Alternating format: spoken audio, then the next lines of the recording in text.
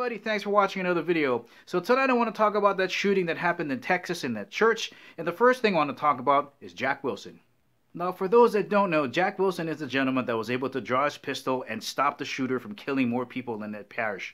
And the reason I'm bringing him up is he's an NRA instructor. I think he was a past sheriff, deputy sheriff, and he has the training. There are a bunch of gun owners that are across the state that can get firearms, but there is no requirement to take even a gun safety class. Guys, it's on us to make sure that we're handling our firearms properly, so when the time comes, we can react as good as Jack Wilson.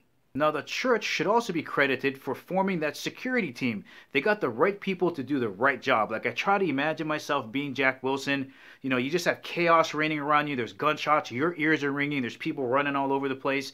You know, he might have pulled his pistol and had to wait for people to clear. It looks like he was at least 20 feet away, and what he was left with was a headshot. And guys, when we're training out there, you know, you're trying to exhaust yourself, right? You're doing push-ups, you're running around to get your heart rate up, and sometimes you can't feel your arms, sometimes you can't feel your fingers, and then you draw, you're trying to control your heart rate, and you're left with a headshot that looks like it's about that big, and he was able to do it. He calmed himself, didn't flinch, took a clean shot, headshot, and was able to neutralize the target. So a lot of the credit and commendations goes out to the church and to Jack Wilson.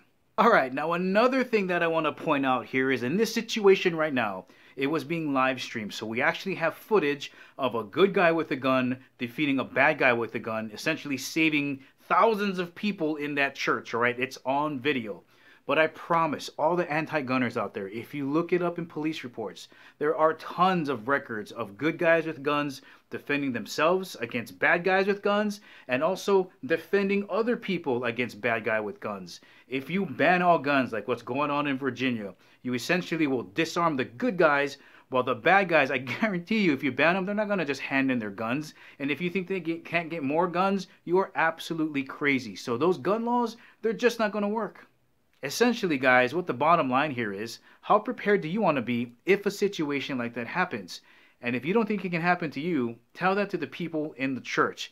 And I'm telling you guys right now, nobody's going to force you to take self-defense classes or to go out and buy that firearm. Just like in the case of a hurricane, nobody's going to force you to go to the store and buy your bottled water, your canned goods, flashlight batteries, candles, radio. That's going to be up to you. And the stuff that you buy, the level of preparedness is going to be up to the individual. You can stop here, or you can go all the way to buying your own private shelter. It's going to be up to you how much you want to prepare for, just like in the case of preparing for an active shooter. Do you think that a handgun is enough? Then you stop at that. Do you think you want to go to a rifle? Then you stop at that. The point is, if you don't prepare at all, you're going to be in a lot of trouble, and you won't be able to protect yourself or your family. Well, alright guys, that's the ending of the video. Just some things to think about as gun owners, or for people that are anti-gun. Some more things for you guys to think about as well. Trust me, you want firearms in the hands of good guys. Guys, that's the ending of the video. Hope you liked it. If you did, give it the thumbs up. If you haven't subscribed to Kimo365, please do. And remember, I'll catch you guys later.